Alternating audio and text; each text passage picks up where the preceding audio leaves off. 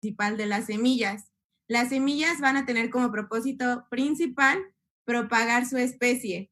Entonces, la semilla tiene una estructura que realiza y genera la propagación de las plantas y a eso se le llama espermatofitas, que quiere decir plantas con semilla.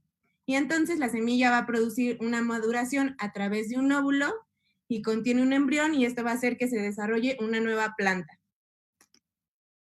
En la Biblia establecieron los alimentos que nos dejaron a nosotros como humanos y encontramos que son frutas, granos y nueces. Y esos versículos están en Génesis 2:9 y Génesis 2:16. El primero dice, y Jehová Dios hizo nacer de la tierra todo árbol, delicioso a la vista y bueno para comer, todos los frutos posibles para comer. Y en Génesis 2:16 tenemos, y mandó Jehová Dios al hombre diciendo, de todo árbol del huerto podrás comer. Entonces son frutas, granos y nueces. Ustedes lo van a ir llenando en el panfleto que se les mandó para poder completar la especialidad. Ahora vamos a ver las partes de una semilla. Las tres principales son tegumento, cotiledón y embrión. Ahí están las imágenes, ustedes las pueden ver, más o menos así se representa la semilla. Ustedes van a tener que hacer un dibujo parecido al que les estoy poniendo en la presentación, en donde van a señalar las partes de cada una de las semillas, justo como ahí está. Y entonces ahora les voy a platicar más o menos de qué trata cada uno. El tegumento es una cubierta o envoltura que va a proteger a la semilla y es durable, o sea, es mucho tiempo y esa se va a encargar de proteger a la semilla. Es su cubierta como un tipo caparazón. El cotileidón es donde se almacena la reserva de la alimenticia de la semilla. Ahí va a guardar todo lo que ocupe para alimentarse a sí misma. Y el embrión es una planta muy pequeñita que está encerrada dentro de la semilla y se va a desarrollar después y eso va a ser lo que haga una nueva planta. Ahí se las dejo por si quieren hacer las notas, ahí está escrito cada una de las cosas que les acabo de explicar. Posteriormente vamos a ver los métodos mediante los cuales las plantas van a dispersar sus semillas. Y hay dos tipos, artificial, que es cuando interviene el hombre, como en el trigo, el maíz, y el natural, cuando es a través de diferentes medios, que son los que les voy a explicar ahorita. Primero está el método de explosión. Este va a ser cuando los frutos abren con violencia o brotan y entonces avientan a sus semillas. Y entonces estas al lanzarse caen lejos y van a ir madurando por sí mismas después. Generalmente pasa en flores como la violeta, el pepino de erizo, el pensamiento, pepinillos del diablo, y ahí en el dibujo se nota. Está el fruto, se abre, brota, y entonces las semillas van a salir volando y donde caigan, ahí probablemente si cuentan con con los elementos adecuados van a volver a generar otra planta. El siguiente método va a ser el del viento. Estas se le llaman semillas aerófilas, por lo mismo de que son aéreas. Son pequeñas y muy ligeras. Son las semillas más ligeras y son transportadas, como lo dice su nombre, por el viento y generalmente van lejos de la planta padre, es decir, de la planta original, se van a desplazar lejos de ella. Muchas tienen una especie como de paracaídas, como la que se ve en la imagen, como esta, y entonces así es como van a ir cayendo y forman pequeños filamentos que van a hacer que se trasladen muy lejos. Algunas variaciones de estas pueden ser como tipo alas de helicóptero por su tamaño y eso va a permitirles que se trasladen. Un ejemplo es el geranio, la mostaza, la balsamina, el álamo. Si pueden ver aquí en las imágenes se ve cómo tienen como pequeños filamentos que les permitirá que el viento las desplace.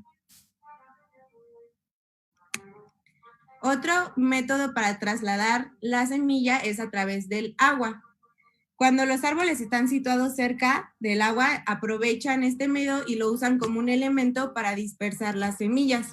Las semillas caen de la planta al agua y entonces flotan hasta que algún día alcanzan tierra firme o un lugar donde sea adecuado para que puedan germinar y así irá continuando cíclicamente. Un ejemplo de esta es el coco. Todos conocemos las palmeras de coco en las playas, permanecen en el mar durante un tiempo hasta que llegan a alguna playa y entonces se desarrolla la palmera y crece el fruto. También se da con el ejemplo de la higrofila y casi todas las plantas acuáticas surgen así, a través del agua. Y por último, la cuarta sería la de los animales. Los animales encuentran en los frutos pues la alimentación y los utilizan como alimento y entonces cuando lo comen a través de la digestión se procesa la parte jugosa del fruto, pero las pepitas y huesos de las semillas se quedan intactos y entonces más adelante cuando son excretados, igual en ocasiones muy lejos de la planta original o de donde se consumió originalmente, las semillas van a otros lugares, se dispersan y entonces igual vuelven a germinar si cuentan con las condiciones en el lugar donde fueron excretados. También pasa cuando se adhieren como a la piel o en las patas de los animales. Un ejemplo de estos es el nogal, la castaña, el palomito amargo y diferentes tipos. Entonces, la dispersión por animales se va a hacer con aquellos animales que la consumen y al comer el fruto de la semilla son transportados en su interior y cuando terminan la digestión son depositados lejos de la planta original y va a dar como resultado que ahí germine una nueva planta. Entonces son animales, una. La otra es viento, la otra es explosión y la otra es agua. Son las 4 formas en las que se pueden dispersar las semillas. Y ahora vamos a ver lo que son las semillas de alimentación. Voy a mencionarles algunos de los tipos de semillas de alimentación que hay. Ahí en su panfleto me parece que les pide 10, yo les voy a dar 12 y aún así hay más. Tenemos semillas como lo que son el maíz, que lo conocemos muchos en las tortillas, la cebada, el frijol, lentejas, trigo, arroz, el centeno, que se usa mucho en el pan, la soja, el lino, el sésamo, la avena y la semilla de girasol. Todas estas semillas tienen la misma característica ya que nos sirven como alimento para nosotros los humanos. También existen otra clase de semillas que van a servir para extraer aceite. Algunos ejemplos son como la semilla del olivo, la del maní, las almendras, igual la soja, el lino y el maíz. Estas nos van a permitir extraer aceite de ellos para crear diferentes tipos de aceites. Y por último están también las semillas que nos sirven como especias o condimentos. Está la mostaza, la pimienta, el cilantro, el anís, el comino y el hinojo. Estas semillas se van a relacionar en que nos van a servir para condimentar nuestra comida o como especia. Por otro lado, también vamos a necesitar de hablar de las condiciones necesarias que se requieren para que una semilla pueda brotar. Y son las siguientes. Primero, tenemos que saber que para que una semilla pueda brotar y empiece a crecer, tiene que cumplir con ciertas condiciones. Y existe como una prueba para saber reconocer si una semilla es capaz para germinar o no. Y es cuando las echamos en agua. Si las echamos en agua y la semilla se hunde, sí sirve. Pero si las echamos en agua y la semilla flota, eso quiere decir que esa semilla no nos va a servir y no va a poder tener la capacidad necesaria para germinar. La humedad es una de las principales condiciones ambientales que va a requerir una semilla. Es muy importante. La semilla absorbe esa humedad, se hincha y empieza a crecer y a desarrollarse. Entonces, hablemos de lo que es la humedad. Esta tiene que ser suficiente y continua. Y el riego debe ser adecuado para mantener el sustrato húmedo, pero sin encharcarse o regarse todos los días, porque si no puede ahogar o hacer que la semilla se pudra. La semilla, cuando inicia su proceso de invisión, es decir, cuando comienza a hincharse, lo que les comentaba de que va a hincharse al crecer, al absorber el agua, a ese proceso se le llama imbibición. Entonces, cuando empieza a pasar eso, si dejas de regarla, la semilla se deshidrata, se muere y entonces ya no va a poder terminar de germinar. Entonces, por eso es muy importante que tengan que chequen que sea suficiente y continua, pero sin encharcarla o ahogarla.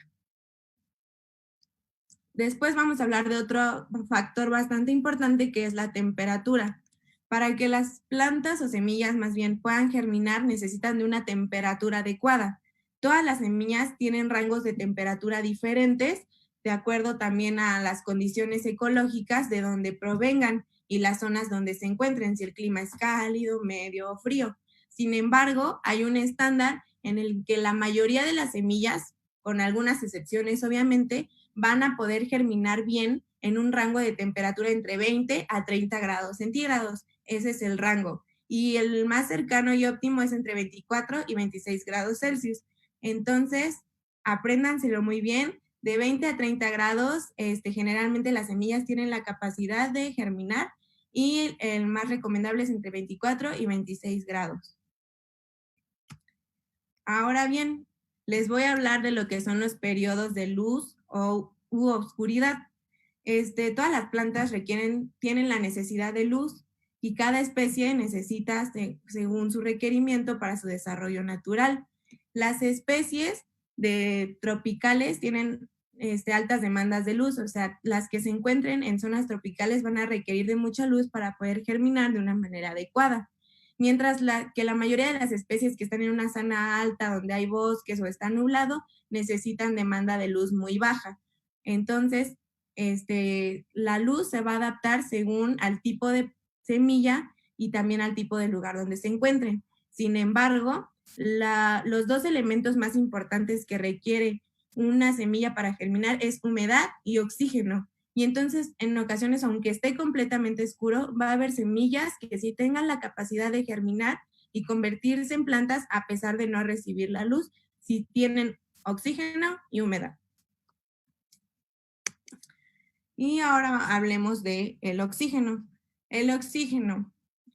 Todos necesitamos como seres vivos respirar y pues un alto consumo de oxígeno. Y entonces las plantas también lo van a requerir para poder hacer sus procesos germinativos. Entonces, si la semilla se siembra muy profundo de la tierra, pues, o cuando las riegas le echas mucha agua, como lo que comentábamos anteriormente, y se encharca tu semilla, esto va a hacer que se pudra y pues se muera tu semilla y obviamente ya no germine. Por eso también la profundidad es un aspecto muy importante porque ella va a requerir absorber oxígeno y si está muy profundo o muy llena de agua, no se le va a permitir el correcto acceso a la absorción de oxígeno y se va a morir la planta y la semilla no germinará. Y finalmente el sustrato. El sustrato que es la semilla para germinar necesita nutrientes y están en sus tejidos de reserva de los que les hablé en la parte de las partes de la semilla, que son los cotiledones. En los cotiledones se va a encontrar los nutrientes necesarios de reserva para la semilla. Entonces, el sustrato durante el proceso germinativo requiere tener una capacidad con la humedad adecuada para que ésta pueda extraer el oxígeno y la luz de los que les hablaba y entonces evitar que los rayos del sol caigan directamente a la semilla y ésta pueda germinar correctamente. Y pues es lo más principal que tienen que saber sobre las semillas. Sus partes, que tenemos que recordar que las partes de la semilla, las más principales e importantes son el tegumento, el cotiledón y el embrión. Esos tres los tienen que tener muy puntualizados y reconocerlos en el dibujo de una semilla.